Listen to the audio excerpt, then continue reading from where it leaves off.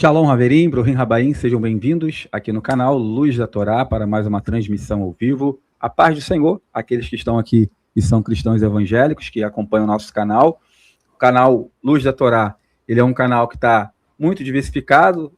Conversamos com rabinos ortodoxos, pastores evangélicos, líderes messiânicos. Então, a nossa abordagem, a nossa linguagem, ela alcança todos e ela é diversificada.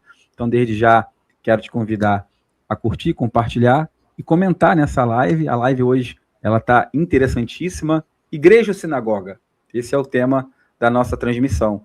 E aqui, para me ajudar a fazer essa transmissão hoje, eu tenho aqui um grande amigo, o Roshi Carlos Alexandre, né, que foi um pastor evangélico. Hoje ele é um Roshi dentro de uma comunidade. Nós sabemos que o segmento judaico-messiânico não faz muito uso da expressão pastor, se bem que algumas comunidades eu conheço, tem o título Roê, né, que é pastor, mas temos aqui o Roshi Alexandre, que vai falar um pouquinho da sua história, do trabalho que ele realiza, né, como que pode ter sido esse processo de transição. Então, irmãos, está aqui conosco e está falando conosco diretamente da Kehilá, né? Isso aí, estou aqui, fiz questão até de estar aqui exatamente para poder passar para o pessoal que está acompanhando aí um pouco do que nós estamos vivendo, né?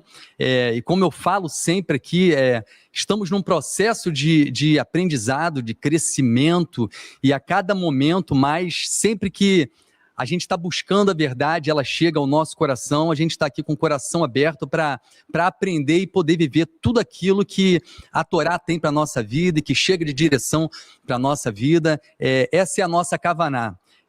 Pastor Teles, é poder receber aquilo que a gente entende, compreende na caminhada, que é uma direção do Eterno, e começar a viver com o coração aberto e com muita intensidade, né?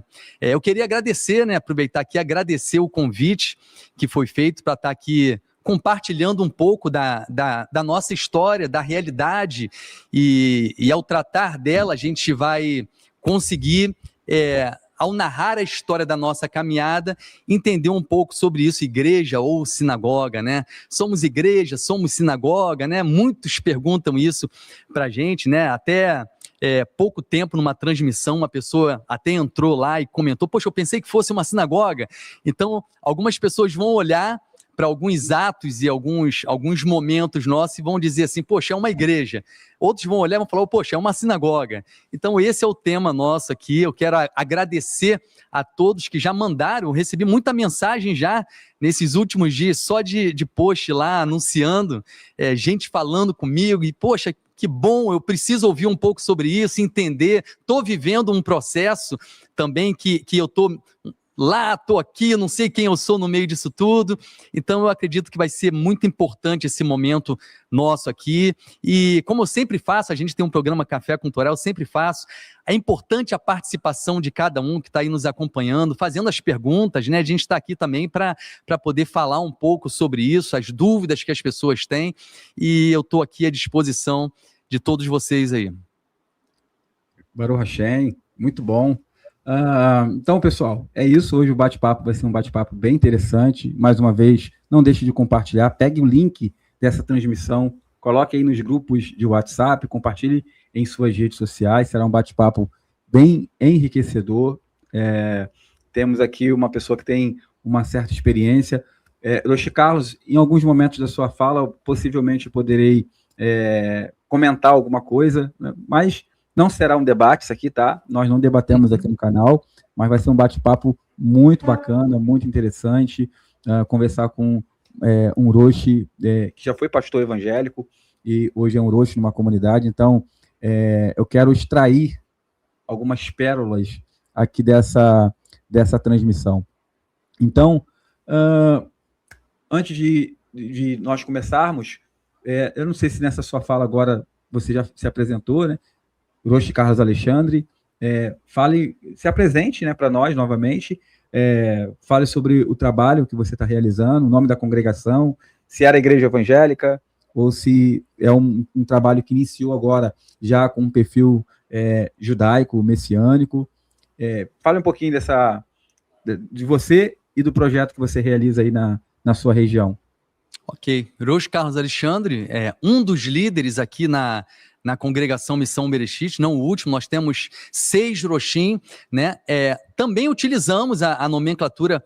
Pastor, não tem dificuldade com nomenclatura, pessoal que... Missão Bereshit, o nome do Missão projeto. Missão Bereshit, isso, Missão Bereshit, aqui em Niterói, né, na região de Maria Paula, e não temos dificuldade com essa questão de ser pastor, pelo contrário, a gente enxerga o pastoreado como um ministério, e Roxi como um título que é dado a um líder ali. Nós temos 6 homens que são aqui, Roxim, nessa casa aqui, temos pastoras que têm chegado de igreja também, temos algumas pastoras que vieram de igreja como pastoras já, e hoje são chamadas com reconhecendo esse ministério delas, e não temos nenhuma dificuldade em relação a isso aqui, mas temos 6 homens aqui que são de Roxim, que são líderes, né, nessa casa aqui, junto com as suas esposas, e assim a gente tem caminhado. Eu, na verdade, fui consagrado pastor, eu me converti, na verdade, com 17 anos de idade. Se não me falha a memória, é a mesma idade sua, né, pastor? Sim, 17 anos.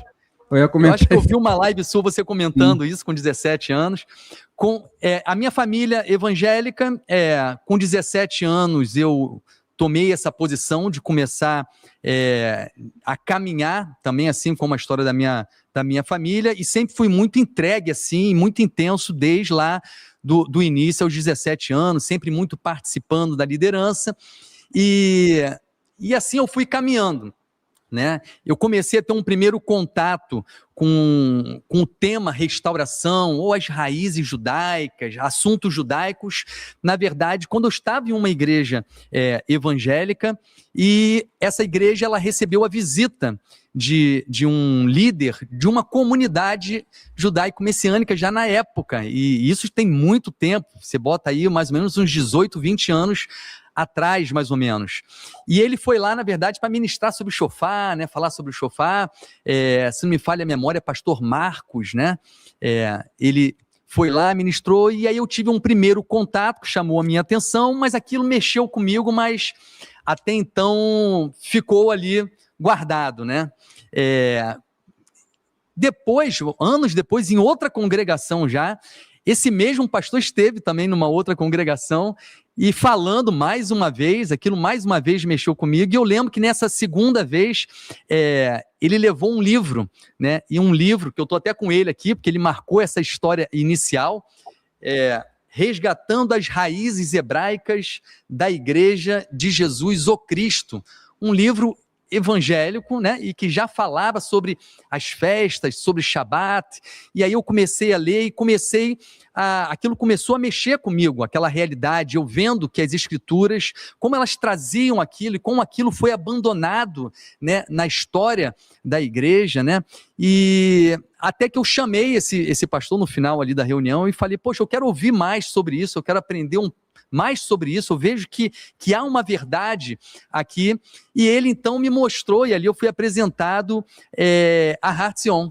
né, a Ensinando de Sião, né, ali eu conheci Ensinando de Sião, comecei a buscar ali, hoje eu tenho uma grande gratidão a Har Zion, Ensinando de Sião, ao Marcelo Guimarães, Rabino Marcelo Guimarães, Rabino Mateus Andona, eu sempre faço questão de fazer menção desse ministério que tem conduzido muitos, né, a esse caminho. Fiz o CATES lá com ele, assim como eu acho que você fez também, né, pastor? O CATES? Não cheguei a fazer o CATES, não. Eu conheço o pessoal, assim, eu tenho um contato com algumas pessoas da Har Zion lá, alguns membros de lá, entendeu? Mas eu não cheguei a estudar com o Mateus Andona no seminário. Eu já acompanhei muito o conteúdo do Zandona, a parte histórica dele eu acho fantástica, né? Quando ele fala da questão da patrística, então é uma parte assim, que eu busquei bastante nos vídeos dele, né? Na abordagem que ele tem. Então, aí ali que eu comecei a conhecer um pouco mais e me aproximar mais desse assunto, né, da questão da restauração. O tempo passando, eu ainda dentro de uma congregação, uma igreja ainda cristã, e chegou um momento que eu desejei viver mais tudo aquilo ali que estava chegando até a minha vida, como o Shabat, e comecei então eu percebi que não tinha mais como continuar aonde eu estava, porque não havia espaço, já gerava alguns problemas, né? Porque sempre ali ministrando, sempre dando aulas, e aí tinha alguns conflitos nesse sentido também, porque você ficava diante de um entendimento e tendo outro. E quando eu, minha família e mais na época, mais 2 casais, nós resolvemos então estar nos reunindo lá no meu apartamento e a gente começar ali a buscar, a entender e a viver aquilo que estava chegando de entendimento à nossa vida. Começamos ali no nosso apartamento, então, 3 casais, né, 6 pessoas ali, e a coisa foi acontecendo, a gente foi aprendendo a cada passo, realizando, vivendo o Shabat do jeito que a gente conseguia, que a gente entendia e estava acessível a nós ali viver. Começamos a viver, as pessoas foram chegando até que chegou um momento em que o nosso apartamento já tinha 30 pessoas dentro de um apartamento, gente na cozinha, gente na sala, gente no quarto espalhada. Foi quando a gente decidiu então buscar um espaço para poder estar vivendo toda aquela realidade que a gente está vivendo. Nunca tivemos assim um objetivo de crescer e ser uma grande congregação. O nosso objetivo, e é o que continua no nosso coração, é de sermos um canal para que as pessoas possam viver, pessoas que desejam viver isso, que elas possam viver. Facilitadores, a gente usa essa palavra aqui. Ser facilitador. Aquele que está vivendo também esse momento e que deseja viver um Shabat, compreender, estudar a Torá, as Parashot, né? E aí elas têm um lugar, então, uma casa para poder estar vivendo tudo isso, e é muita gente que tem despertado para isso. Chega gente de todo lado, tanto judeus de família, e aí a gente pensa uma coisa, gente de família judaica que de repente viveu e aprendeu isso nas gerações passadas, né, de família que foi passado, e que já estava até dentro de uma igreja cristã e sentia falta dessa raiz, né, de poder viver isso. E tem encontrado aqui nessa casa essa raiz e essas práticas estabelecidas na Torá aqui. Por outro lado, pessoas também que não têm nenhum vínculo com uma família judaica, mas que têm chegado a elas têm descoberto também essa riqueza, né? Riqueza que a gente tem em cada ritual, em cada ato, em cada simbolismo que a gente tem dentro da cultura judaica, dentro da tradição, dentro das cerimônias, dentro das celebrações, né? E encontraram também aqui um lugar, né? Para você ter uma ideia, nós não temos nem um letreiro na frente da congregação dizendo que aqui é uma congregação. É uma casa, né? Que a gente tem o início aqui, é uma casa como se fosse um lugar de família, onde a gente chega aqui, toma o nosso café, bate o nosso papo, e tem esse local aqui que a gente se reúne e realiza então as nossas cerimônias, né? Mas isso foi um processo que a gente foi aprendendo e continua aprendendo, né?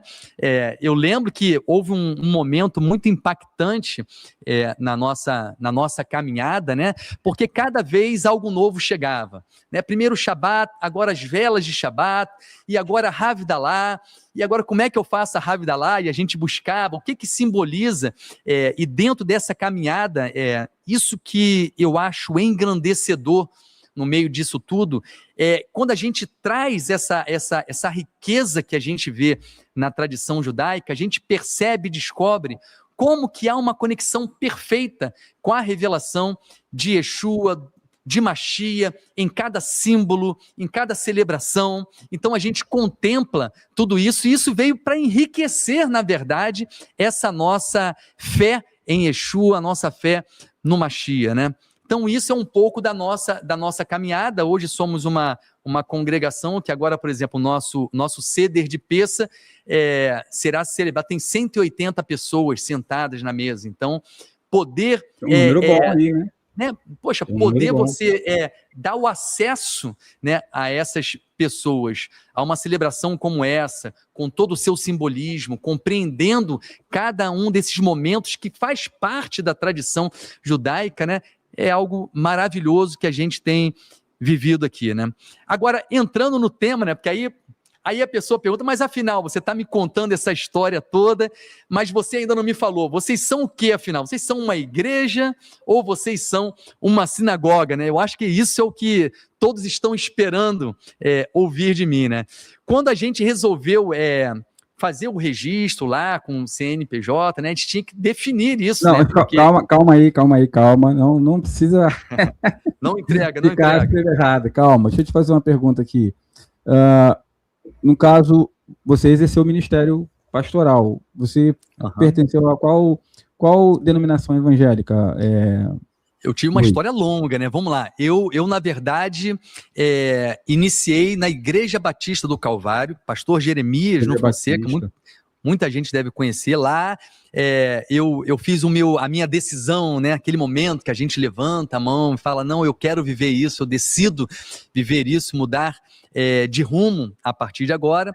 Logo depois que eu saio Logo depois foi algo assim, eu saí na mesma semana e fui para a Igreja Universal do Reino de Deus, passei um tempo na Igreja Universal, não muito tempo, eu acho que um ano e pouco, mais ou menos, na Igreja Universal. Quando eu estava lá, eu recebi um convite de um ministério que fazia parte da Igreja El Shaddai, pastor Sandoval, né, que era ali no centro de Niterói, na Praça do Rink.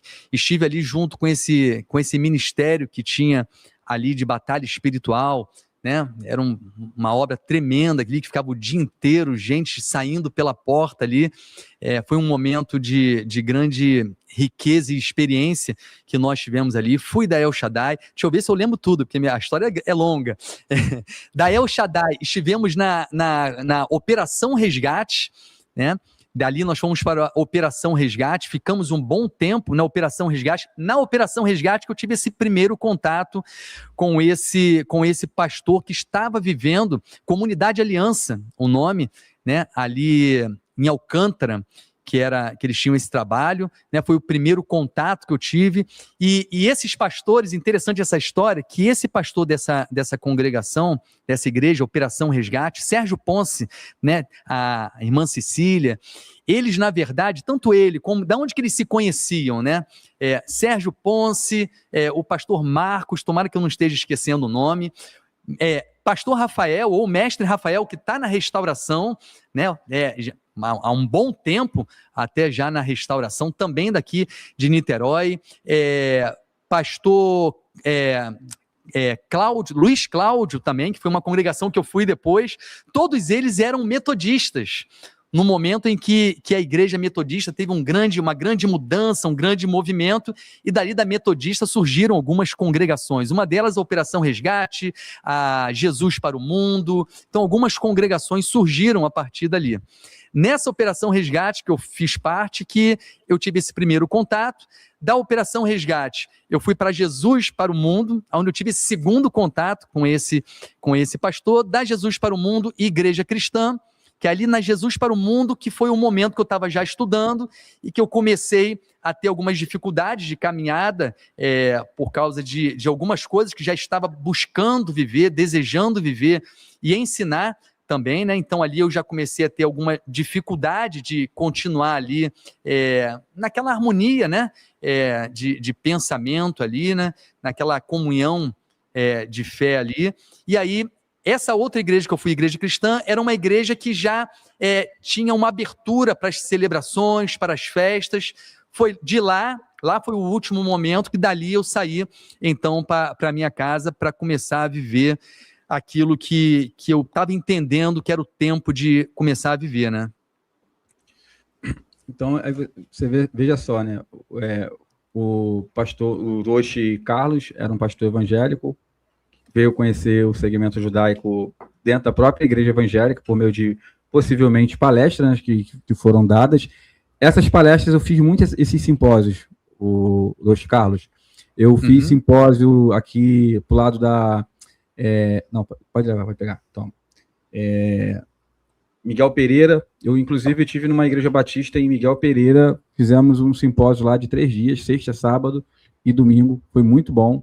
Falamos das escrituras, Novo Testamento, a tradição judaica dentro dos textos, foram 3 dias, e antes desse simpósio que fizemos lá nessa igreja batista, que era pessoal, é uma igreja bem grande, o pessoal buscava muito essa área também. Havíamos realizado 2 simpósios em Seropédica, se eu não me engano. Aí um dos líderes dessa Igreja Batista em Miguel Pereira estava nesses simpósios. Aí levou o projeto, na época, para a denominação dele lá, conversou com o pastor presidente lá, aí aceitaram, né? Aí fizemos esse trabalho de 3 dias. Então, assim, você vê que esse conhecimento, né, das escrituras nessa perspectiva judaica, ele já é algo que é tratado assim dentro do próprio cristianismo, e você vê que, geralmente, um cristão, uma liderança evangélica que vem atrás desse tipo de conhecimento posteriormente, por ter ouvido e despertado, de repente, a curiosidade ou o interesse e o desejo de aprender mais sobre o assunto, é porque, geralmente, a pessoa ela já tem uma sede dentro dela, né? Então, assim, hoje, vários dos que estão dentro do segmento judaico-messiânico, seja como líder, seja como membro de uma congregação comum, eram cristãos, né, que de alguma forma já tinha uma sede e um desejo por conhecer a palavra, e o meu judaico-messiânico, acho que nesse aspecto, ele satisfaz bastante por trazer justamente esses elementos semíticos, né, de uma forma mais intensa, né, do que geralmente a teologia cristã ela trata, né? Então, assim, é bem importante a gente pontuar isso, porque na mentalidade de algumas pessoas hoje no nosso Brasil, antissemitismo está mudando de forma. Então, a gente tem visto uma abordagem um pouco estranha, pessoas falando de apropriação religiosa, cristãos que se tornaram adeptos de uma visão judaica das escrituras, começaram a praticar, ou pelo menos tentar praticar alguns mandamentos, estão hoje sendo vistos de uma forma negativa e até estigmatizado. Então, é interessante a gente ressaltar que nós estamos aqui diante de um pastor, um ex-pastor evangélico, hoje ele está mais atuante para o lado judaico, mas que a veia pastoral, ela continua. A veia pastoral continua. Eu acho até, assim, eu ainda me denomino pastor, né? As pessoas me chamam de pastor ainda. Eu digo pastor porque não é um título assim que é muito usado no meio judaico-messiânico. Por exemplo, eu pastoreei dentro do meu judaico-messiânico, durante 7 anos eu pastoreei. Só que eu não tinha título de pastor, mas o trabalho que nós fazíamos era um trabalho pastoral. Em uma das comunidades, em 2 comunidades, a gente fez um trabalho de rabino. Só que eu não sou rabino, entendeu? Mas, assim, aonde minimamente nós orientávamos assim a congregação em alguns aspectos doutrinários, alguns aspectos haláquicos, dentro da informação, do conhecimento que nós tínhamos. Estou falando isso por quê? Porque, de repente, tem algum rabino ortodoxo vai ver, o cara não, eu não tô, né, a gente não é leigo de tudo, mas a gente também não é especialista. Mas dentro daquilo que a gente podia fazer, nós fazíamos, orientávamos, e não éramos, né? Não somos, não éramos um rabino, mas, em certa medida, era um trabalho de orientação rabínica, falávamos de alimentação, falávamos de uma série de coisas dentro da congregação, mas não tínhamos esse título. A questão quando se fala de chamado espiritual, muitas das vezes não, quase sempre é assim, né? Você não recebe um título, né, uma semirá pastoral para ser pastor, você já exerce, você já tem a capacidade dada pelo Eterno, uma capacidade espiritual para exercer tal função. O homem ele só reconhece isso na tua vida, né? Perfeito. Então, assim, a veia pastoral, ela continua, mesmo que às vezes o título que venha a ser aplicado hoje não seja aquele título pastoral como é utilizado dentro do segmento cristão evangélico. Então, perfeito. Pastor, nessa caminhada, eu acho importante a gente esclarecer uma questão aqui, porque eu sei que tem muitos líderes cristãos que, de repente, tá assistindo e que já sentem essa esse coração pulsar por viver, muito disso que a gente tem vivido na restauração. Eu sei que muitos pastores me procuram, mandam mensagem, muitas pessoas que contam. Nessa semana eu recebi, logo assim que saiu o post, uma pessoa falando exatamente isso. Poxa, eu estou numa igreja ainda, mas eu estou começando a viver o Shabat em casa, e ele é um líder lá, mas... então eu sei que muitas pessoas estão nessa situação, e existem 2 pontos, pelo menos, que eu acho importante a gente deixar aqui. O primeiro é que a minha história foi uma história diferente de muitos. Por quê? Porque eu vejo que muita gente chega e elas têm uma congregação montada e elas vão começar a implantar a restauração ali. Eu acho esse caminho um caminho mais difícil do que aquele que eu vivi, porque eu comecei ali com a minha família, a coisa foi surgindo já com aquela visão e processo... É difícil, sabe por que é difícil? Não perde o fim da meada, tá, do que você está falando. Mas assim, por que é difícil? Porque boa parte das lideranças evangélicas, quando elas descobrem esses assuntos, esses temas judaicos aplicados às escrituras, eles se entusiasmam demais. Então, assim, existe uma pressa muito grande em fazer a congregação entender aquilo. Então, a pessoa, eu tive experiência de dentro, de perto ali, entendeu? De pessoas que queriam empurrar a coisa com uma velocidade muito grande. As pessoas não entendiam. Quem estava tentando fazer a pessoa entender não tinha ainda a capacidade e habilidade para ensinar, não tinha informação e conhecimento suficiente para poder transmitir o assunto de uma forma facilitada. Então, assim, tinha muita baixa, muita perca. Uma igreja de 300 membros perdia 250 e até mais.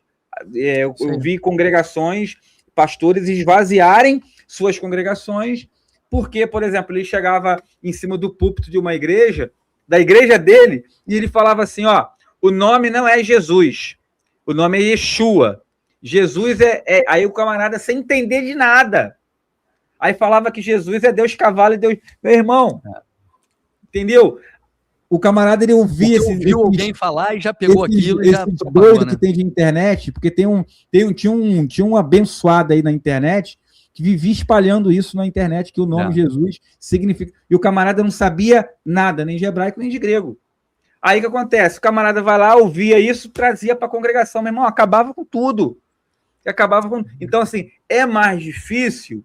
Por quê? Porque a pessoa não tem a habilidade e a paciência de ensinar as escrituras de uma forma, fazer a pessoa sentir o sabor das escrituras, numa visão, numa perspectiva judaica. Começar a fazer ela ter um vislumbre dos textos bíblicos e esclarecer ela dentro da Bíblia. Aí ela começa a compreender o texto, começa a compreender aquele ambiente, aquela realidade judaica, aí ela começa a se apaixonar.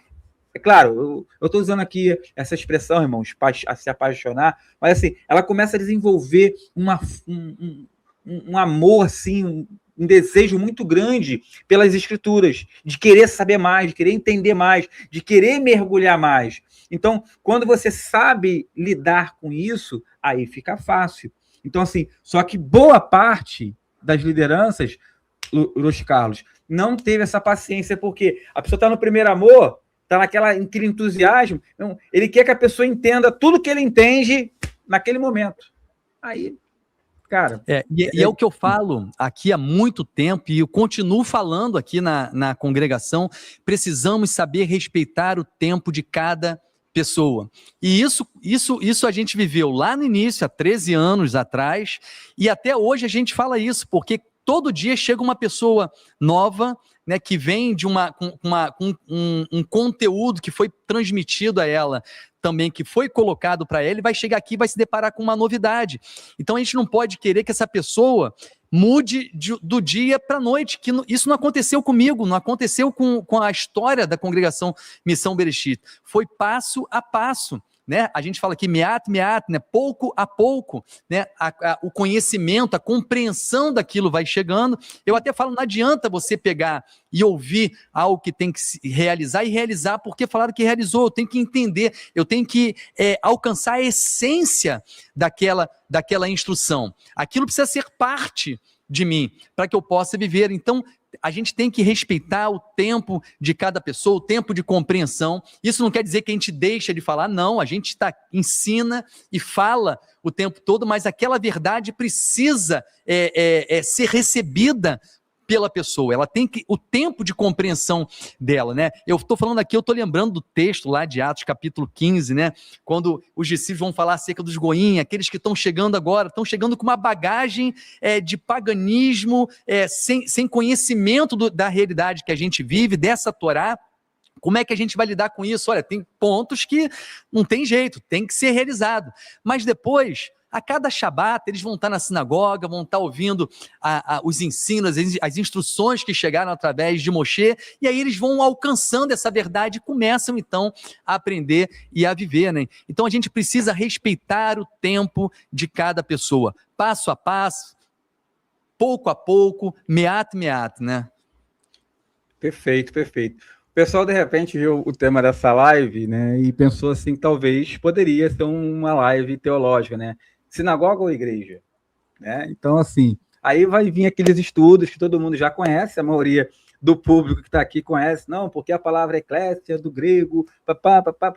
Irmãos, nós já sabemos isso, né? Eu, aqui no canal, quando eu uso a expressão igreja, eu às vezes até falo, ó, estou usando a expressão igreja com esse entendimento. Nós sabemos que a expressão igreja, eclésia, ela é uma adaptação das expressões Kahal, Kehilá, Ohel Moed, foram utilizadas na Septuaginta, aonde era o ajuntamento judaico, né? E ela foi utilizada dentro do Novo Testamento com uma visão teológica um pouco tendenciosa, né? Aplicada, assim, num sentido institucional, inaugural, como se a igreja tivesse sido ou seja, algo novo. Quando se fala de igreja, nos arremete ao cristianismo como sendo uma religião criada e fundada por Jesus ou pelo apóstolo Paulo, né? Inclusive, tem rabino ortodoxo que atribui a criação do cristianismo a Paulo. Isso é mentira, não existe isso, né? Historicamente falando, a igreja evangélica ela surge a partir de um processo de desligamento, de rompimento justamente com as suas raízes judaicas.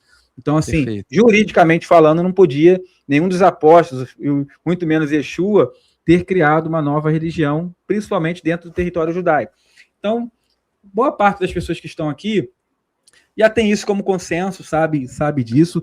A minha ideia também aqui não é trazer um conteúdo para prejudicar, né, a igreja evangélica, nem o cristianismo, da qual hoje eu estou inserido. Então, assim, hoje eu estou dentro de uma congregação evangélica, tem um pastor que é um homem de Deus abençoado, e a gente faz um trabalho ali, inclusive agora em Peça, agora a gente foi convidado para palestrar sobre Peça dentro da congregação. Então, assim, a gente faz um trabalho de aproximação.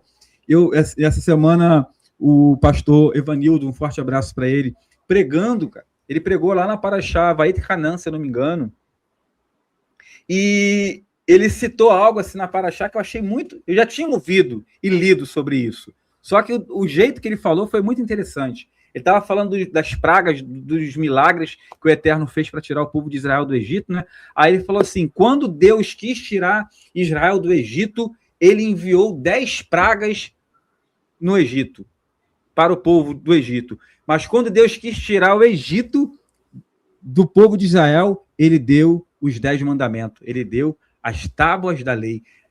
Eu falei assim, rapaz, maravilhoso. Olha, entendeu? Então, assim, a compreensão, a percepção espiritual, eu falei assim, rapaz, depois eu elogiei a mensagem, vou usar esse trecho aí, vou fazer um shortzinho comentando sobre isso aí, muito bom.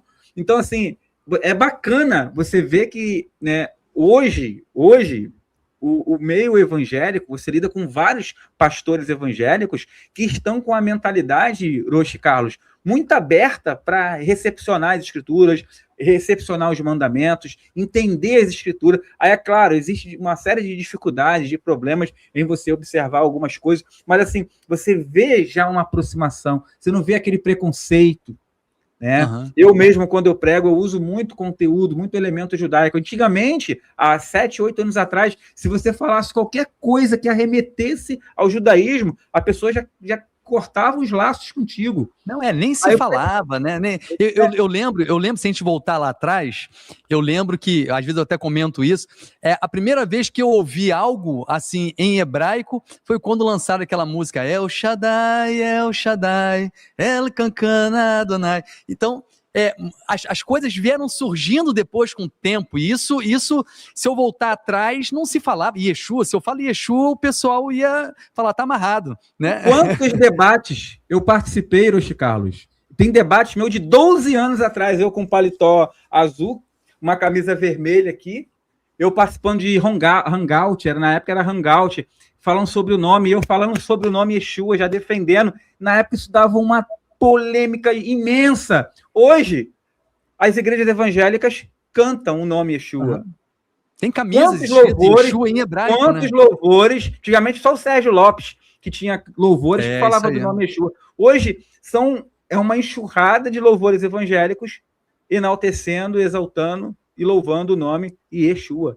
Yeshua. É muito louvor, muito louvor. Então, assim, isso deixou de ser um problema.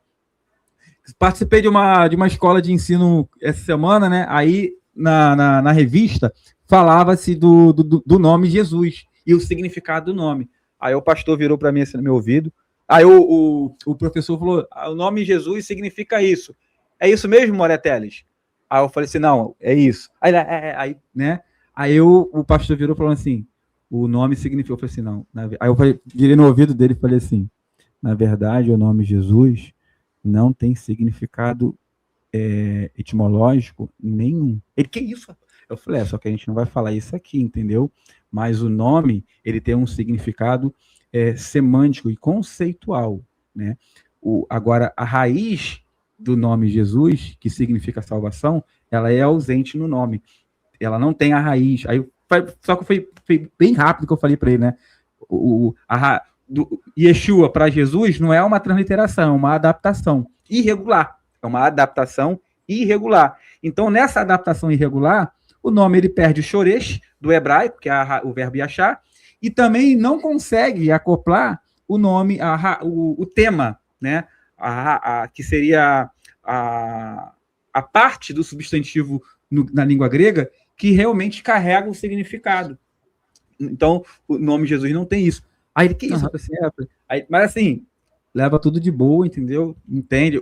Você também alcança o respeito das pessoas, né? Naquilo, as pessoas passam a te ver como alguém que tem autoridade para falar de certos assuntos. Aí eu queria te perguntar, você era um pastor evangélico, hoje está mais voltado para o lado judaico-messiânico. Como que está a tua relação hoje, pastor Hiroshi Carlos, com os pastores? Você falou que algumas pessoas, alguns líderes te procuram, querendo aprender, querendo saber. Como é que está a tua relação aí com o meu evangélico cristão?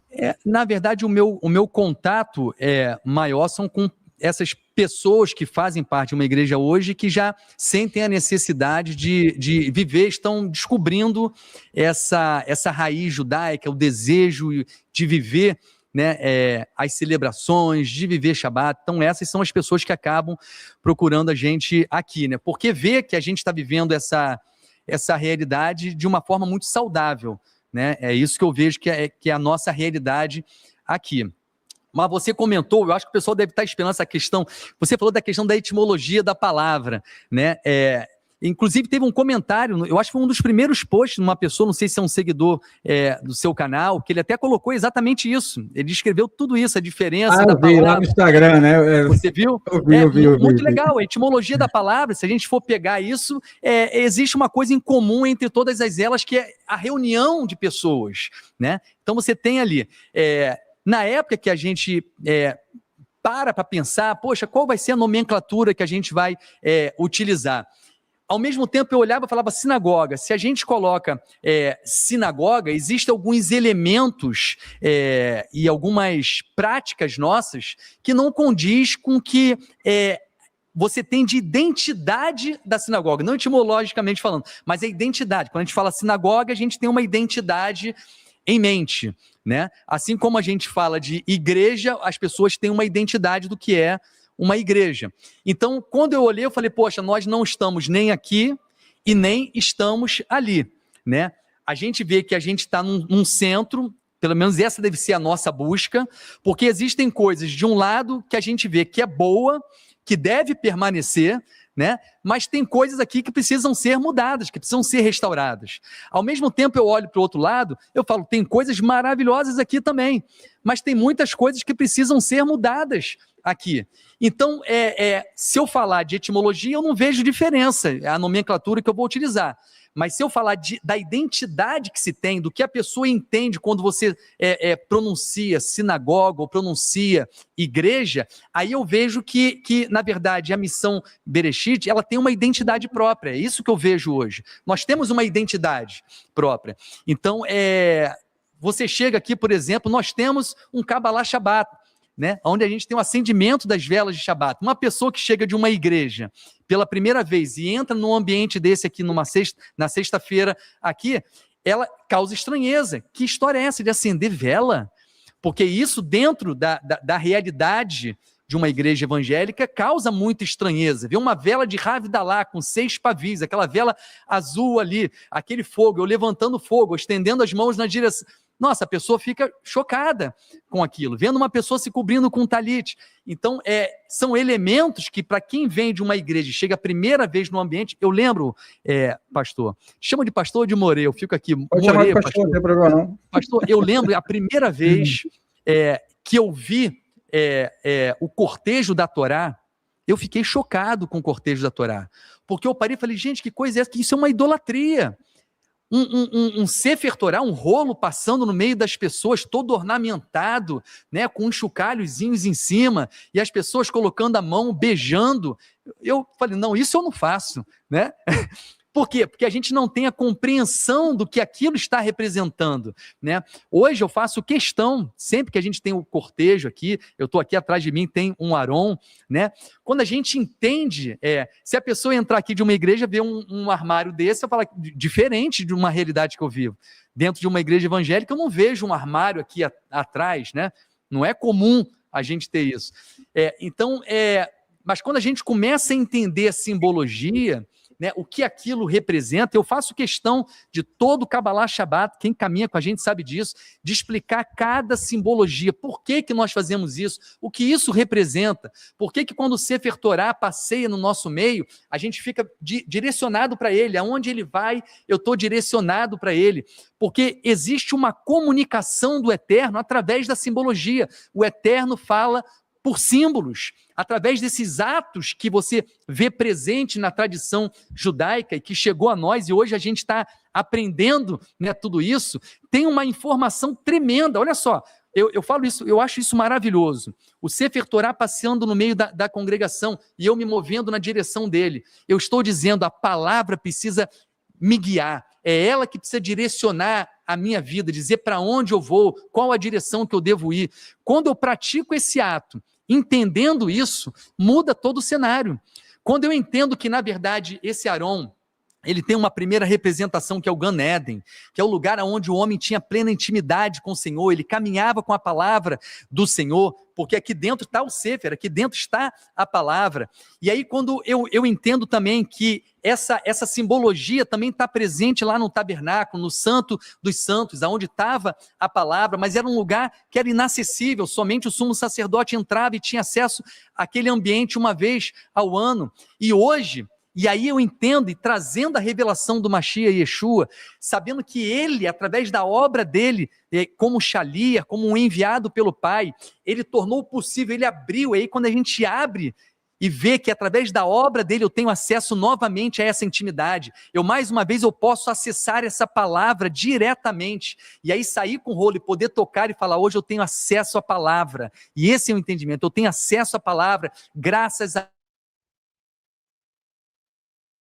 o Shabat aqui com essa intensidade, e aí eu entendo, e essa é uma diferença, e esse para mim é um ponto positivo. Por que eu estou falando assim? As pessoas sabem que eu vibro quando eu falo dessas coisas, porque essa vibração que eu sinto dentro de mim hoje, que eu chamo da própria, é a própria presença do Eterno na minha vida, é algo que é muito presente no meio de uma igreja. Essa coisa de queimar de amor, de você ver as pessoas vibrando por aquela realidade. Nós precisamos viver isso na nossa vida. Não ter práticas mecânicas, né? Mas uma prática com intensidade. E é isso que eu vejo, pastor, quando a gente pega lá e vê lá, que quando diz que a letra mata, mas o espírito vivifica. O espírito vivificador não é uma abolição da letra, não é uma rejeição da letra, mas é uma letra com vida, é uma letra com essência, é uma letra viva dentro de nós, uma palavra viva dentro de nós, que na verdade também está simbolizada aqui por essa luz que fica aqui em cima. Não sei, eu acho que não está dando para ver, mas tem uma luz que permanece. Tem uma claridade aí, dá para ver que tem uma claridade. É uma luz que tem aqui acesa, que permanece acesa, que fala exatamente de uma palavra viva dentro de nós. Então, essa é a questão de identidade. Quando você olha para uma sinagoga, você vai ver que tem elementos ali, e essa é a nossa posição, que são riquíssimos e que trazem grande riqueza para a nossa vida, e aí nós pegamos ela e trazemos para dentro, queremos viver essa riqueza, queremos usufruir dessa riqueza, mas existem aspectos ali que precisam ser mudados, que precisam ser restaurados, que não estão de acordo com a Torá, e essas nós vamos mudar também, nós vamos remover também, assim como eu olho para a igreja e eu vejo coisas maravilhosas que nós precisamos trazer e continuar vivendo. Aquele que vem de lá, como eu continuo vivendo, mas existem coisas que eu preciso remover, que não dá para conciliar com a verdade que tem chegado à minha vida.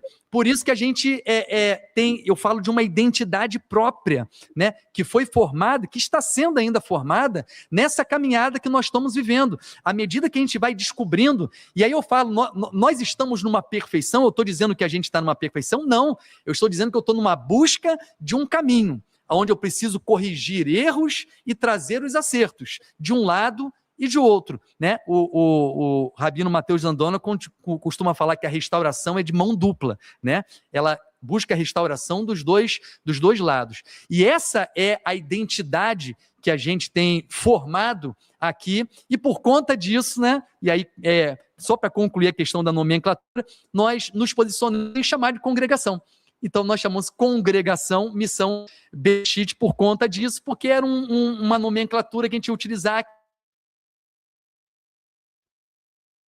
Então, hoje, você não tem nem aquela identidade ali, nem a de lá, mas uma identidade que está sendo formada na nossa caminhada, junto com todos a cada momento. Sabemos que não alcançamos ainda a plenitude daquilo, sabemos que o Eterno tem muito mais, e Ele vai dando para a gente, à medida que a gente vai vivendo, à medida que a gente vai praticando, Ele vai dando mais, Ele vai revelando mais, Ele vai pedindo mais de nós, à medida que a gente vai avançando nessa caminhada. Eu falo muito, tá, pastor? Se tiver que me interromper, pode interromper, que o pessoal sabe que eu começo a me empolgar assim, eu vou, né? É interessante você estar falando sobre uma outra questão que as pessoas comentam muito é acerca da literatura, porque a gente busca muito na literatura judaica, né? Toda essa compreensão são riquezas que vêm da literatura judaica, né? Eu tenho algumas aqui que falam e nós conseguimos ver através desses ensinos dos sábios, e a gente precisa entender que eles continuam tendo revelações tremendas, né? Eles caminham com essa Torá há muito tempo, gente. Então as revelações que tem ali são tremendas. E hoje, com a revelação de Yeshua, do Mashiach que nós temos, nós conseguimos extrair coisas maravilhosas dessas literaturas. Eu trouxe algumas aqui que se eu parar para ler, as pessoas vão falar, gente, mas como pode isso? Né? E eu queria dar alguns exemplos aqui, depois se o pastor quiser interromper e falar, por exemplo, esse mês, né, nós entramos agora no mês de Nissan, e aí eu estava lendo uma literatura judaica, né, ortodoxa, não é da restauração, né, e aí lendo, e o autor, um rabino, ao falar sobre a gematria, o valor numérico do nome do mês, Nissan, né, falando que Nissan é 170, forma 170 através das letras em hebraico ali, né, quando você faz a gematria, e ele diz que, na verdade, 170 é porque é 2 vezes 85. E ele vai dizer que 85, na verdade, é milá, é circuncisão.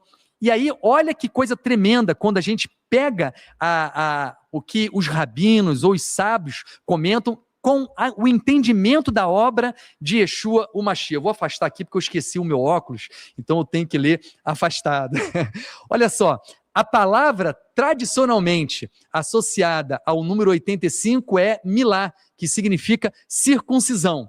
E ele diz, como Nissan equivale a 2 vezes 85, há um nível mais elevado de circuncisão que vamos vivenciar com a revelação de Mashiach.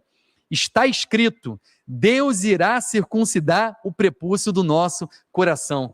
Gente, como que eu não vou ler uma literatura, como é que eu não vou estudar uma literatura judaica que traz uma informação tão reveladora como essa, dizendo que com a vinda de Mashiach, nós viveríamos um nível superior de circuncisão, e eles vão relacionar isso aqui ao texto que vai falar da circuncisão do coração que nós vivemos através da obra de Yeshua o Mashiach. Então, para dar um exemplo de como tem valor essa literatura, porque muitas pessoas falam isso, pastor. Poxa, mas vocês ficam lendo a literatura de quem não crê em Yeshua, né? Então tem coisas maravilhosas. Eu trouxe algumas aqui. Mas esse tipo de argumentação, eu tenho visto algumas pessoas usar isso aí na internet, inclusive do lado ortodoxo também. Só que você está usando uma literatura de alguém que não creu em Yeshua.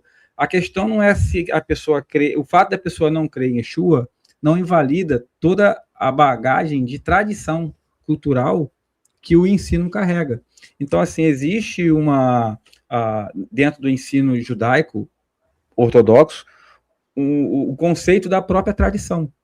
Então, se eu entendo que o Novo Testamento é judaico, que Yeshua era judeu e que ele viveu dentro de um ambiente totalmente judaico, eu, para compreendê-lo, né, e compreender até mesmo o próprio texto, eu preciso entender esses princípios e esses valores judaicos aonde grande parte já fazia parte, né, daquele ambiente naquela época.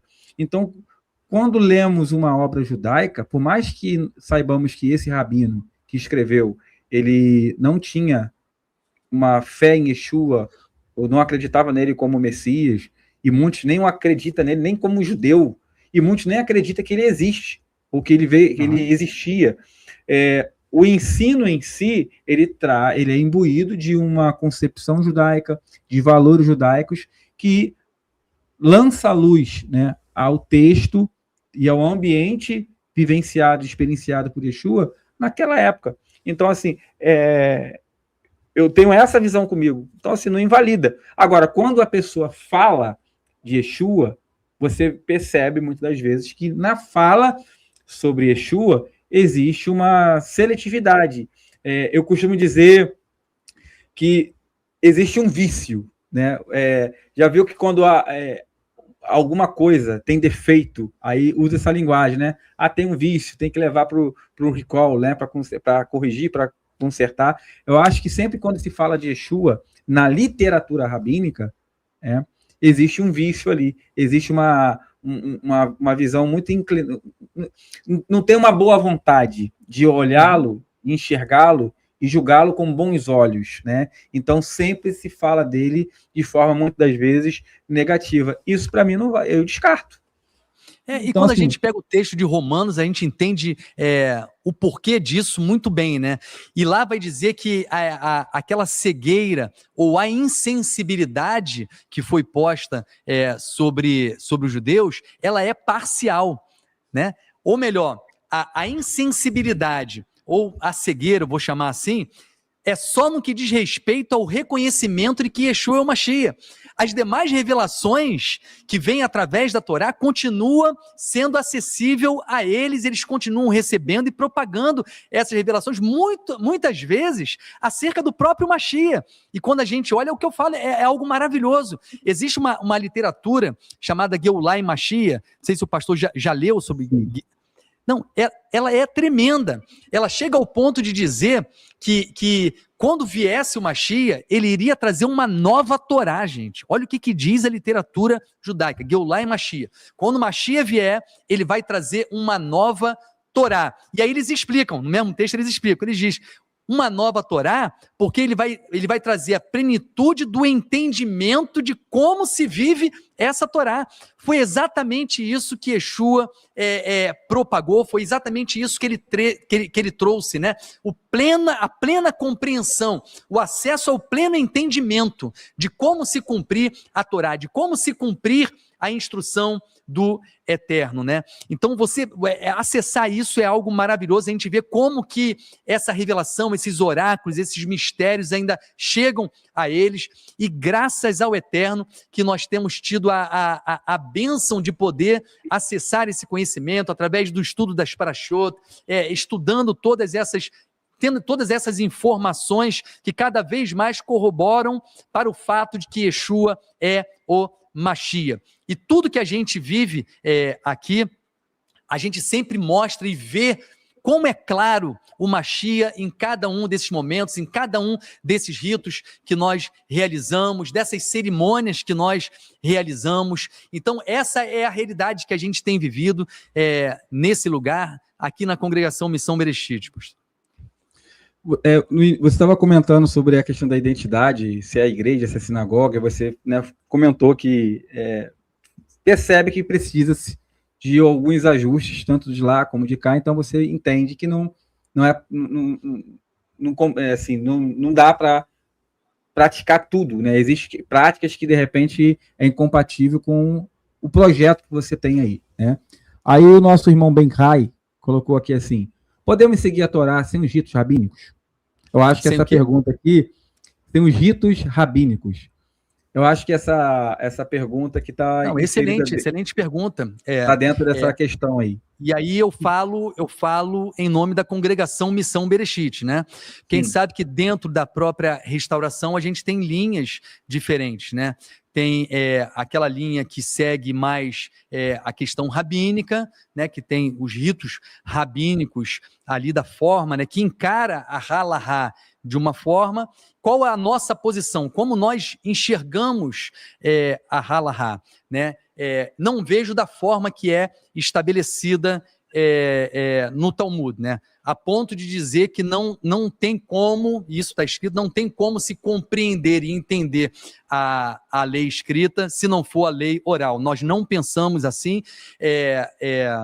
A halahá eu vejo como ensinos que vêm dos sábios, instruções, mas não está no mesmo nível da Torá, da lei escrita. Então, tem como eu viver sem esse ritual rabínico? Tem. O que nós fazemos aqui?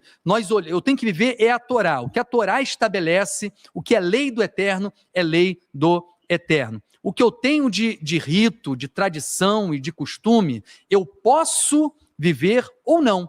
Tem coisa que eu olho e falo, poxa, é bom, vai somar, vai enriquecer esse ato. Então, eu posso viver, eu trago aquilo e vivo. Eu estou com um kippá aqui, que isso aqui não é um mandamento, mas existe uma simbologia aqui e que eu valorizo, que eu acho rico e por isso eu utilizo, sim, né? Então, eu preciso... Nós temos aqui as duas velas de Havdalah, né, que sempre surge, né, através de um texto, mas não é um mandamento estabelecido ali, a não ser num lado rabínico que entende dessa forma. Então, eu vivo isso aqui, nós acendemos, porque nós vemos que há riqueza ali, há riqueza na simbologia, no fundamento da criação dessas duas velas que nós temos no Kabbalah Shabbat, porque elas fazem referência exatamente os dois verbos, as duas ações que estão estabelecidas na Torá, né, que é o lembrar e o guardar do Shabbat. Então, que esse lembrar e esse guardar seja algo que esteja queimando dentro de mim. Então, eu olho, eu vejo, há uma simbologia perfeita, bonita, e que comunica um ensino e uma instrução da Torá para mim. E assim nós realizamos.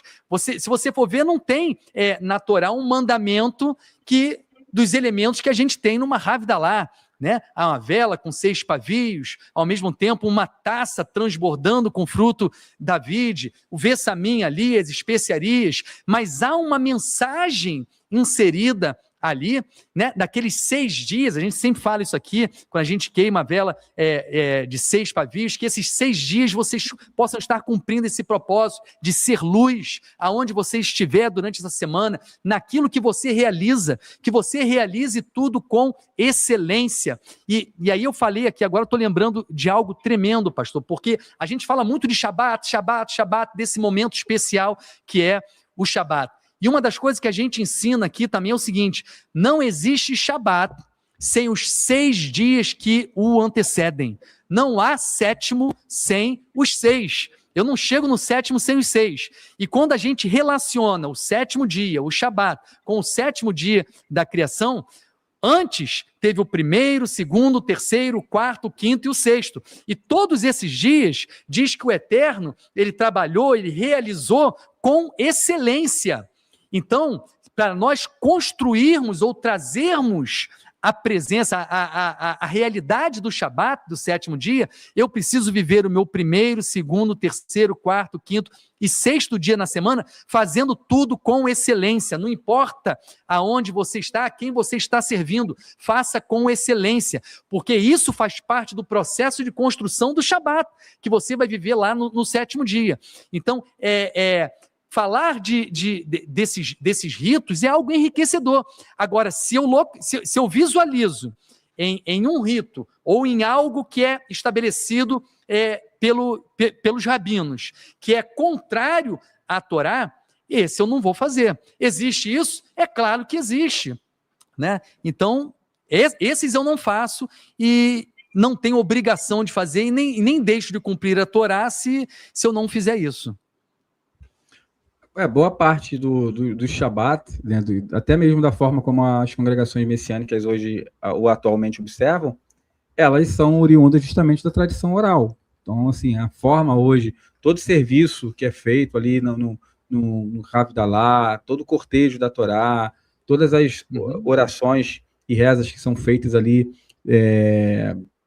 durante o período da Amidah, e depois as orações que são feitas durante o período da abertura da arca, desde a leitura do Sefer Torá, tudo aquilo ali são coisas que vêm justamente da tradição oral. A questão é a gente entender o que é a tradição oral. O meu judaico-messiânico, o Dr. Carlos, tem uma dificuldade de compreender essa questão da tradição oral dentro de uma perspectiva jurídica. Quando a gente fala de Alahá, a gente fala de temas jurídicos, né? E boa parte da mentalidade judaica hoje, messiânica, tem dificuldade de entender essa questão da lei. Para muitos, a lei, ela só é lei se tiver na Torá escrita. Se não tiver na Torá escrita, não é lei. Por exemplo, no judaísmo a gente vê falando sobre Derabanan, que são as leis rabínicas. Você vê as Takanot, que vem de Takan ou Takaná, que é reparos, que são acréscimos ou emendas que são feitas na Torá para adaptar alguma coisa ou outra. A gente tem os minhag ou minhagim, que são costumes, né? E interessante que os costumes, até mesmo na legislação brasileira, faz parte do direito. Os costumes na legislação brasileira faz parte do direito. Então, existem práticas, e quando se fala de costume, é interessante que isso é muito profundo na mentalidade judaica, porque boa parte das práticas de Torá, elas são passadas de pai para filho, mestre para aluno, de forma tradicional, ou seja, por costume, né? Então, aquele costume, é uma prática, é algo que é praticado e frequentemente reiterado, ele acaba assumindo um peso de lei. Aí torna-se lei nesse sentido. E isso é visto dentro da própria legislação brasileira. Então, assim, boa parte hoje das práticas, se tirar a tradição oral hoje, não se pratica nada de judaísmo, que é justamente o segmento caraíta, né? O segmento caraíta é só a Torá. E aí, é claro, existem questões dentro do que a gente tem que entender. Só para eu entender, não se pratica o que é judaísmo, né? Não se pratica. Porque a tradição Eu estava até vendo um vídeo hoje interessante. Eu estou falando isso porque a gente vê nas próprias escrituras, o próprio Yeshua, ele chega a criticar algumas tradições ali, exatamente porque elas eram contrárias à Torá. A gente tem um exemplo ali naquele momento da Netilat e Adaim, que vão criticar Yeshua, e ele vai citar um exemplo: olha, mas vocês estão cobrando algo quando vocês estão anulando, na verdade, a lei pelas suas tradições. Ele vai citar aquele ato, né, que eles deixavam de ter a obrigação de sustentar. Mateus 15, se eu não me engano, e Marcos 7, que vai falar dessa porque havia uma tradição naquela época que estava sendo utilizada para a pessoa se liberar do cumprimento de uma lei, de uma instrução que era o sustento dos seus pais. Então há uma crítica ali de Yeshua em relação a isso. Então o que eu estou dizendo eu consigo cumprir. Isso é o que o Talmud fala, exatamente o contrário. Ele diz que não tem como cumprir a Torá ou a lei escrita sem a lei oral. Isso para mim é uma falácia. Por quê? Porque o próprio texto de Deuteronômio vai dizer essa palavra, essa mitzvah, ela está bem perto de você e você pode cumpri-la.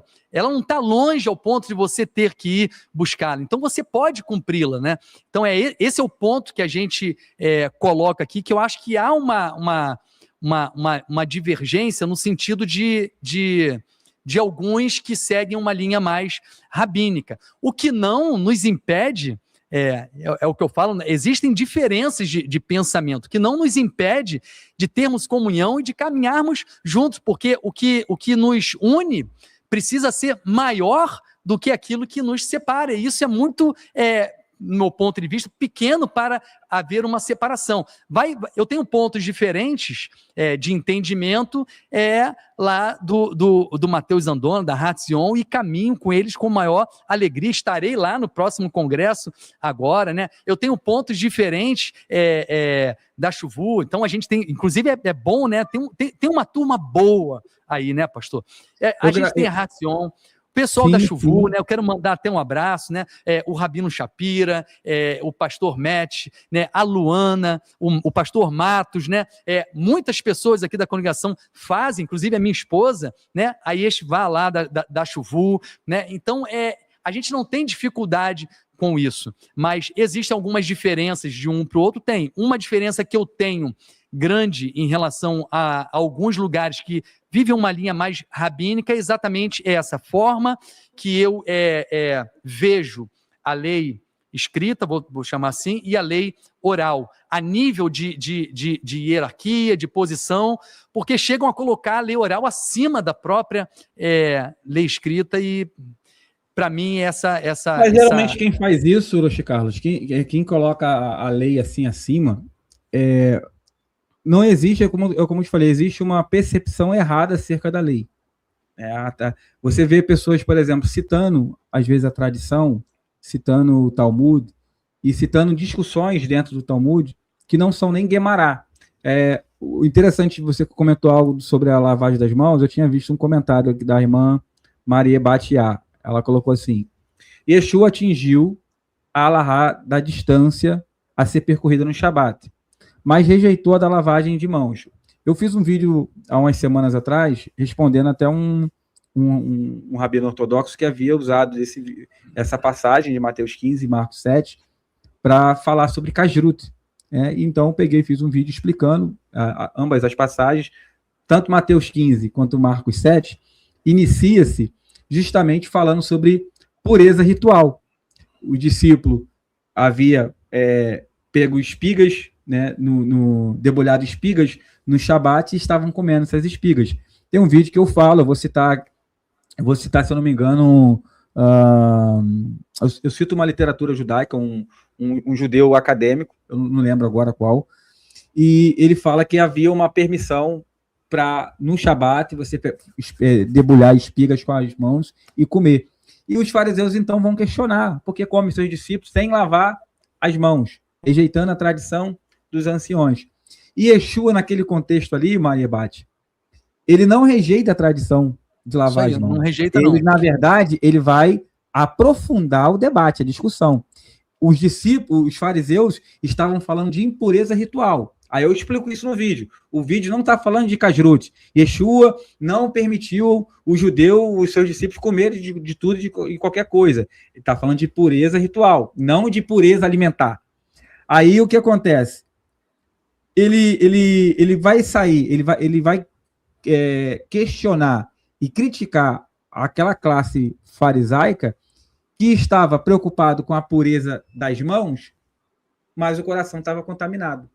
Então ele vai elevar o debate para um outro nível, vai aprofundar o tema de pureza e impureza, Tumá e Tahará, que é uma discussão judaica. E então ali ele praticamente joga por terra aquela hipocrisia e revela, por meio disso, a hipocrisia que estava havendo naquele momento ali, onde você via uma classe religiosa preocupada com a mão suja, mas não estava preocupado com o coração sujo. Aonde ele vai falar que é do coração que procede todas as coisas. Ele fala de prostituição, adultério, assassinato. Ele começa a falar de uma série de coisas terríveis, né, que já aconteciam naquela época dentro do contexto religioso, né, de pessoas religiosas que desejavam, inclusive, a morte dele. Quantas partes do Novo Testamento nós vemos uma elite religiosa naquela época querendo matar Yeshua, né? Aí ele fala assim, pô, vocês querem me matar? E vocês falam que são filhos de Abraão? Aonde que um filho de Abraão vai desejar a morte de um outro judeu? De um irmão, de um patrício? Vai querer fazer mal. Aí, ou seja, Yeshua está falando de uma prática de pecado sendo elevada a nível subatômico, de frequência. Muitas das vezes nós não matamos uma pessoa literalmente, mas o sentimento que eu carrego, né? A energia que eu gero dentro de mim é como se eu já tivesse matado. É por isso que ele fala que ele que odeia o seu irmão, né? Que ele desejou algo, é como se ele já tivesse feito. É nesse sentido. Então, Mateus 7... pastor, eu vejo que a crítica, na verdade, que Yeshua faz ali, não é a Netilat Yadayim. Ele muda completamente. Não é. Inclusive, até não foi isso que eu falei também, não. Né? O que eu estou falando é que ele fala que havia uma tradição que eles estavam utilizando e aquela tradição que eles estavam vivendo que estava quebrando o mandamento lá de honrar pai e mãe. Porque eles lá davam dinheiro, aquele que desse lá um dinheiro lá ao templo, ele se eximia da obrigação do sustento ali do pai. Então, é isso que ele vai criticar. Tanto que essa a gente tradição, aqui na congregação, pastor, nós temos um cantinho aqui fora, antes de entrar aqui no espaço nosso aqui, da prática da Netilat Yadayim. Inclusive a oração ali em hebraico, a bênção ali em hebraico. Então nós não somos contra isso e eu acho que é um ato maravilhoso, com uma riqueza também simbólica muito bela, né? Eu aproveitei o ensejo, né, que você tinha comentado e eu vi que tinha um comentário sobre isso. E a irmã colocou como se Yeshua tivesse rejeitado. Porque, assim, esses temas, o Rosh Carlos, eles são temas muito delicados. E até mesmo dentro do meu judaico messiânico, tem pessoas que compreendem isso de uma forma não judaica, vamos colocar assim. Eu não vou dizer inapropriado, mas não compreende de uma forma judaica. Tem um comentário aqui, ó, que é muito interessante. O irmão Leandro colocou assim, é impressionante a profundidade dos ensinos judaicos. Perto do que temos na teologia cristã, eles estão milênios à frente. Porque a gente tem que entender a perspectiva. Existe uma tradição cristã e existe uma tradição judaica. Eu estava vendo um vídeo hoje de um católico, eu vou inaugurar, de repente, um outro canal falando desse católico. Porque ele vai criticar os pastores evangélicos, dizendo que os pastores, a igreja evangélica protestante não tem uma tradição, e de fato não tem, porque boa parte da visão protestante é baseada no sola escritura, somente escritura. E essa ideia de sola escritura, ela vai na contramão tanto da linha de pensamento teológico judaico, quanto católico. Então, no judaísmo, você tem uma tradição oral que vai determinar o sentido do texto, como esse texto deve ser compreendido. Aí, é claro, dentro dessa questão de compreensão, você tem uma série de interpretações e entendimentos e compreensões em níveis e camadas de compreensão diferente. É onde se fala da questão do conceito de as 70 faces da Torá. O catolicismo imita isso do judaísmo, de ter uma tradição. Aí a pessoa estava defendendo o catolicismo, que o catolicismo tem a tradição, porque tudo isso aqui, ó, aí mostrou a biblioteca dele, né? A tradição, nós temos uma tradição que recebemos dos apóstolos. Aí, quando ele falou dos apóstolos, tradição católica recebida dos apóstolos. Então, assim, os apóstolos tinham a tradição, que era a tradição judaica. Entendeu? Era a tradição judaica. A tradição dos emissários, a tradição apostólica, era a tradição judaica. Então, a escritura, ela sempre vai ser interpretada, compreendida, dentro da perspectiva de uma tradição. Quem não faz uso da tradição judaica, geralmente um cristão evangélico ou um católico, principalmente, que está mais apegado a essa questão da tradição, ele vai fazer uso da tradição oral católica. Aí você vai ter um sentido totalmente diferente do texto. Então, a ideia da Torá, e principalmente dos textos dos Ketuvim e Tzarim, os escritos nazarenos, ou o chamado Novo Testamento, ela precisa de uma tradição para ser compreendida, né? O que a gente faz, muitas vezes, estuda e faz leitura, como você estava fazendo aí, de obras relacionadas à peça, a machia, justamente para poder absorver esse conhecimento cultural, esse entendimento, que é uma tradição, para compreender não só o texto, mas o próprio Machia, o próprio Yeshua, né, que é apresentado como Messias dentro do chamado Novo Testamento. Então, teremos uma tradição. É o que eu falo aqui, nós não somos contra a tradição, né? Pelo contrário, nós praticamos muito, quem vem aqui sabe disso, né? Como nós praticamos muitas dessas tradições, de dogmas, de cultura, a gente pratica muito disso, aquilo que tem riqueza, e a maioria delas tem riqueza de informação. Muitas vezes o que a gente não aceita e combate até é a forma da pessoa entender aquilo, ou a obrigatoriedade, senão eu estou pecando, né? Sim, eu tenho que fazer, senão eu estou quebrando a instrução do Eterno. Essa é a grande questão. E também aquelas que a gente vê que essa a gente nem fala, né? Aquilo que pode estar hoje, ser uma tradição e ser contrário à Torá. Né? Isso também pode ter. Mas aquilo é o nível que você coloca essa tradição. E isso eu vejo Yeshua trabalhar muito bem naquela época ali, entendeu? Eu posso dar um exemplo meu que eu vivi lá no início, né? A primeira vez que eu entrei numa sinagoga judaico-messiânica, não vou citar nome, mas a primeira vez que eu pisei com o pé. Eu lembro que naquela época eu estava começando a descobrir as coisas, estava começando ainda, tanto que foi a primeira vez que eu fui lá para ver como é que era, deixa eu ir lá ver como é que é e tal. E aí eu fui numa sinagoga judaico-messiânica, e eu lembro que naquela época eu tinha uma dificuldade muito grande com a kippá. Muito grande, porque quando eu pegava a Torá da editora Sefer, eu lia lá a explicação na rodapé, estava escrito lá Solidel, eu falei, rapaz, isso aí, Solidel, né, o formato redondo, Deus Sol, e começava a ter aquela dificuldade, aquela coisa que a gente vem trazendo, e tive uma dificuldade. Quando eu cheguei nesse lugar, eu lembro que eu parei lá, estava lá assistindo, de repente veio uma pessoa, me catucou, né, bateu em mim e falou assim, tem que botar.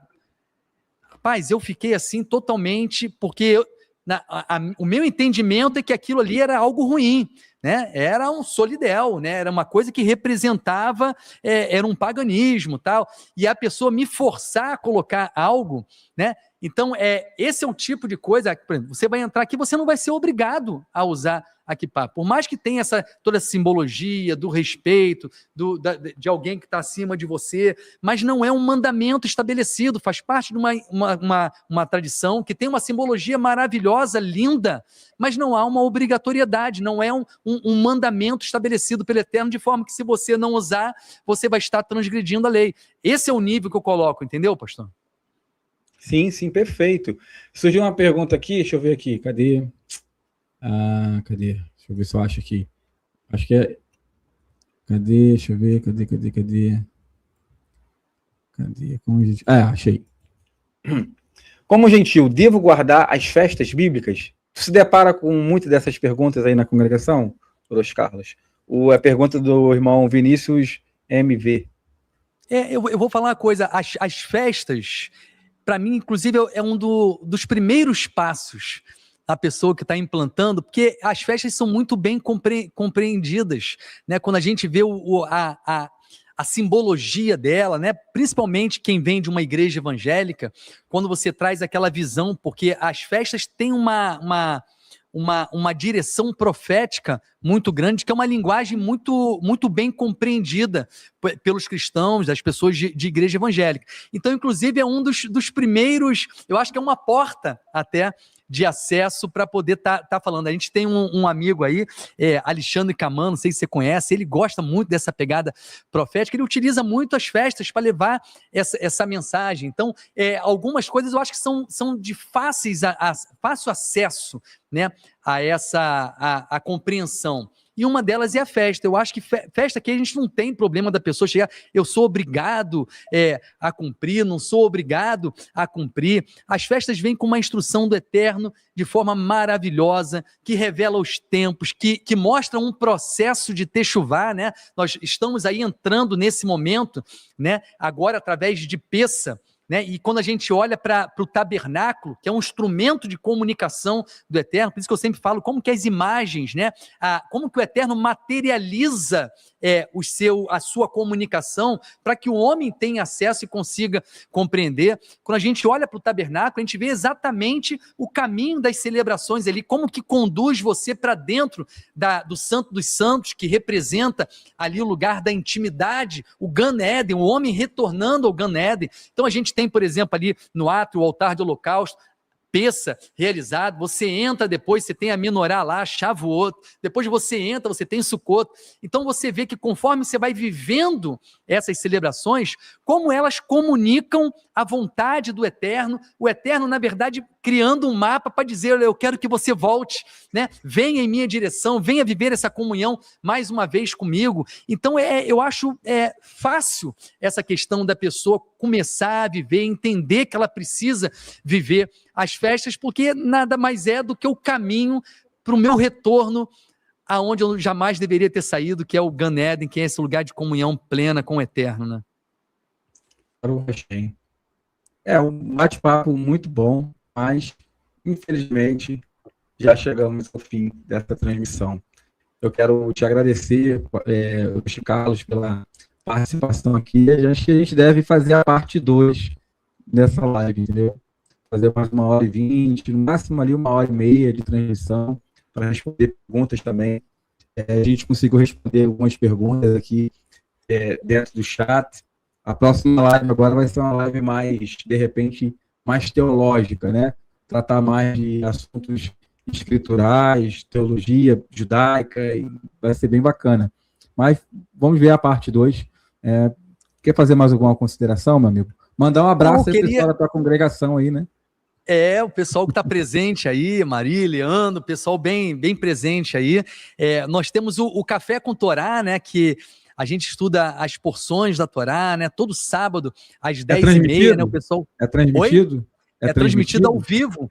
Porque a gente não conseguiu falar tudo, né? Na verdade, o que aconteceu? Deixa rapidinho, eu vou falar rapidinho da nossa estrutura. Fala do canal também. É a coisa que foi acontecendo com o tempo, né? A gente vai se adaptando, né? Nós tínhamos aqui o nosso Kabbalah Shabbat toda sexta-feira, às 19h30, nós começamos aqui a nossa cerimônia de Kabbalah Shabbat. E antigamente, né, antes da pandemia, nós tínhamos o estudo, a gente chegava aqui de manhã, tinha o estudo na parte da manhã no sábado, depois a gente tinha ali a Havdalah. Com a pandemia, acabou-se tendo a necessidade de fazer uma transmissão. Então, esse sábado de manhã, ali surgiu o Café com Torá, né? É exatamente Café com Torá. Vou pedir não sei se o Gabriel, vou pedir para o meu filho que está aqui ao lado, de repente colocar aí como mensagem, né? O site aí do canal, o canal Café com Torá, e todo sábado, 10h30, que a gente fala sobre as porções da Torá, as parashiot, né? Então a gente está ali de 10h30 até meio-dia, a gente está ali compartilhando, falando, abordando de forma mais profunda as porções da Torá. Depois, 18h30, a gente está aqui para a nossa Havdalah. Após a Havdalah, nós temos um culto, né? Uma celebração, né, como um primeiro ato do início de uma nova semana. Então a gente tem uma celebração até com louvores mais acessível ao pessoal que é de igreja, né, com louvores mais conhecidos aí de quem está vindo de congregação. Então a gente tem um grande culto, uma grande celebração de início de semana que a gente tem aqui, né? Então esse é um padrão que a gente tem aqui na nossa congregação. Então, canal aí, Café com Torá, né, entrando lá, você já consegue visualizar aí. E aí, realmente, a gente tem muito assunto que a gente poderia estar tratando para as pessoas entenderem a nossa identidade aqui, mas né? o bom é que o pessoal já hoje te conheceu aqui no canal, né, e a gente vê com o Jimmy lá, estudar uma data aí. Não sei como é que é a sua agenda também. Até polêmica para a gente estar conversando, Trindade, né? Sim. Eu estou fazendo uma série aqui na congregação sobre temas assim, para poder estar fundamentando, né, a nossa visão, aquilo que a gente entende aqui. Mas eu queria, sim, agradecer todas essas pessoas que fizeram parte, né, e ainda fazem parte dessa caminhada nossa, como eu já citei aqui, né, os rabinos Marcelo Guimarães, Matheus Andona, Hartzion, né? A Chuvu, né?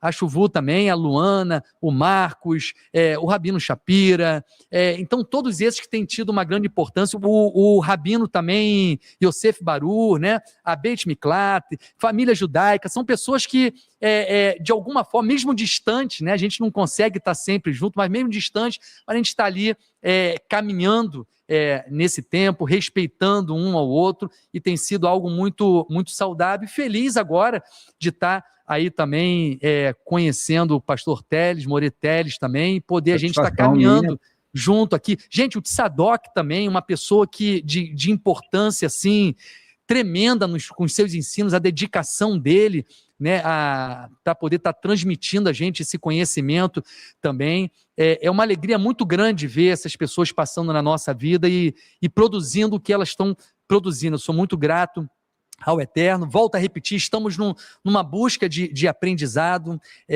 pedindo que o Eterno esteja cada vez mais direcionando a nossa vida, que toda essa carrala aqui esteja com esse mesmo coração, com essa mesma kavaná, e eu sou muito agradecido por todos vocês, né, que através dos canais, dos meios de comunicação, têm trazido esses ensinamentos para a nossa vida, e a gente tem vivido isso, que é maravilhoso, né? Então, quero agradecer a todos, e de forma especial a minha família, né? A minha esposa, que tem tido a paciência, né, de também estar caminhando comigo, né, nessa trajetória, né? 30 anos de casado, tenho um filho de 26, um outro filho de 21, né? O meu maior está aqui, o Gabriel, me ajudando aqui com essa live. Então, é algo maravilhoso, não sou merecedor de viver tudo que eu tenho vivido, agradecer toda a congregação Missão Mereshit, todos que têm acompanhado a gente e estão vivendo também essa realidade com a gente. Pastor, muito obrigado por estar aqui, um grande abraço ao Jimmy também e a todos vocês. Tem rede social, Luiz Carlos? Ó, pessoal, tem aqui é o meu Instagram aqui, tá? Segue lá o Instagram lá, ó, tá bom? Flávio Teles 40. Geralmente fazemos o anúncio das transmissões aqui. Aqui tá o anúncio da transmissão do Rosh Carlos, ó. Aqui ele tá com uma barbinha ali, ó. Ficou brava aquela imagem sua ali, hein? Não é? Rapaz. Ó. Muito bom, muito bom. Segue lá, pessoal, tá? O Instagram, tá? Flávio Teles 40. Fala o teu Instagram aí, o Rosh Carlos, para o pessoal também te seguir lá no canal. Santos 1 é numeral. Não é isso, Gabriel? @Calê Santos, Calê é com K e 2 L's. K-A-L-L-E, Calê Santos 1, numeral é 1. Calê com 2 L? Isso. Calê Santos 1. Santos 1. Arroba? Tem arroba? Não, tá só isso mesmo. Calê Santos 1. Aí, ó. É isso, Gabriel? Segue lá, procura lá o perfil do... Deixa eu colocar aqui. Acho que é assim, né? Vê se eu escrevi certo. Calê Santos 1. Calê Santos 1, isso aí. Segue lá o Rosh Carlos no Instagram dele também, tá? Então é isso aí. Eu quero agradecer o pessoal que esteve conosco nessa live até esse momento. Batemos hoje quase 100 pessoas aqui nessa transmissão. Que bom. O Eterno vem abençoar esse público maravilhoso. Abençoar também a congregação do Rosh Carlos, toda a sua ministério, a equipe aí de trabalhadores que você tem aí contigo, que o Eterno continue abençoando e venha fazer prosperar o projeto Bereshit, esse trabalho que venha levar luz, que venha levar a Torá para mais pessoas, aproximando pessoas dessa visão judaica das Escrituras. O nosso trabalho é esse. Teve uma pessoa que colocou aqui, eu temo que o Teres possa se perder lá. Eu não vou me perder porque eu sou achado em Yeshua. O Eterno, ele me colocou acima dessas questões religiosas, cristianismo, judaísmo, messianismo, entendeu? Eu sou de Yeshua. Então, aonde Yeshua está, existe um dito judaico, racídico, que fala assim, eu quero estar onde o rei está.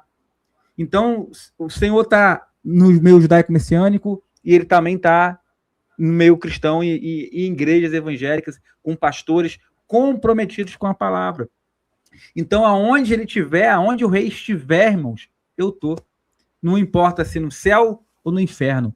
Se tiver com Machia, para mim, isso é suficiente. Então, só se perde quem nunca foi achado nele. Porque muitas pessoas apostatam, porque muitas pessoas negam Yeshua, porque nunca encontraram, tiveram uma experiência real com Yeshua. Então, acima de cristianismo, acima de judaísmo, nós temos Yeshua, nosso Messias. Nós estamos falando aqui, eu vi o Roshi Carlos vibrando ali enquanto ele falava ali, né, eu consegui sentir essa energia. É sobre isso que eu falo, ter essa experiência, ter experiência com o rei. Eu estava num Uber hoje, né, aí a pessoa entrou no carro e falou assim comigo, a paz do Senhor, pastor. Aí eu olhei assim, você me conhece? Aí a pessoa falou assim, eu não preciso te conhecer, o Espírito Santo testifica. Aí eu falei assim, rapaz, mas nesse nível, uma coisa é você olhar para uma pessoa e identificar que ele é um cristão evangélico, tem Yeshua, né? E outra coisa é você saber a função ministerial da pessoa. Aí ele mostrou o braço dele assim, estava tudo arrepiado, sentindo a presença de Deus dentro do carro. Então, irmãos, é sobre isso. Relacionamento, experiência. Você pode ser cristão, pode ser messiânico, você está orando, está jejuando, está consagrando a tua vida, está colocando ela no altar, está desenvolvendo um relacionamento, intimidade com ele. É sobre isso. É sobre isso. Não perca isso. Quando você tem esse nível de comprometimento com a verdade, com a palavra e com o rei, as religiões podem um dia até acabar, mas você vai conseguir manter e nutrir a sua espiritualidade e a sua intimidade e relacionamento com a Ruach HaKodesh. Yeshua está acima disso tudo. O local é apenas um lugar onde nós nos reunimos para nos congratularmos e adorarmos ao rei. Eu me sinto muito bem numa comunidade judaica messiânica que adora e cultua Rosh Carlos de forma com muita kavaná. Amém. E eu me sinto muito bem em algumas, não em todas, assim também como não em todas as congregações messiânicas, assim também não em todas as congregações evangélicas. Mas naquelas congregações que você vê os irmãos ali comprometidos, que ora, que busca, que jejua, que estuda a Bíblia, não conhece muito de teologia, alguns, sim, mas estão ali, ó, com o coração aberto ao aprendizado. Eu quero andar com quem é cheio de Deus. Amém. Entendeu? Eu quero isso. Eu quero estar com pessoas que vibram e têm sede da presença. Isso é importante. Quando você anda com gente cheio, se você tiver vazio, irmãos, você vai ficar cheio também. Então, ande com quem é cheio da presença, com quem é cheio do espírito do Machia. E aí você vai ver as coisas mudarem. Aí você vai ver que vai chegar uma certa hora que algumas coisas vão se tornar obsoletas, né? O que importa é o rei. Um forte abraço para todos vocês. Shalom, shalom. Roshi Carlos, um beijo no coração. Muito obrigado, meu irmão, pela sua presença. Você abrilhantou o canal hoje aqui, tá? Muito bom fazer essa live contigo. Eu espero, sinceramente, marcarmos uma parte 2 aqui, para a gente conversar um pouco mais de escritura, falar de coisas judaicas e falar de congregação também.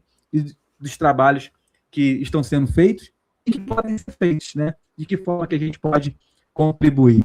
Tá bom, irmão? Um forte abraço para vocês. Shalom. E se Deus quiser, em breve também, a sua visita aqui, né? Para estar participando de um café com o Torá, de uma cerimônia nossa também, né? Vamos marcar sim, para ir. Vamos marcar. Niterói, cara. Niterói daqui para Niterói, dependendo do horário do dia, 1h30 de viagem de carro, rapidinho. Vou marcar para estar aí com vocês aí. Estou com o seu contato. Isso, vamos marcar sim. Tá bom? De repente eu levo o Jimmy aí também. Tá bom? Shalom, pessoal. Shalom, um abraço a todos.